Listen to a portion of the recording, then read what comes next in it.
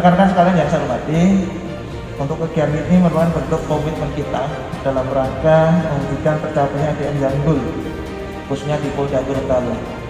Ini teman-teman sekalian sudah melaksanakan kegiatan asesmen baik yang Kapolsek maupun Kasat Reskrim.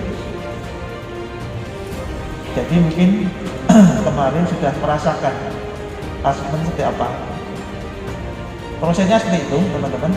Prosesnya seperti itu. Jadi mempersyaratkan untuk menjadi seorang jabatan di suatu jabatan tidak ada persyaratan yang harus dilalui. Kita di sini, saya, kemudian tim BPK, Dewan Pertimbangan Karir, Wanjak, dan kalau dulu Wanjak, kalau saya itu tidak senang menyebut Wanjak, Pak Aris.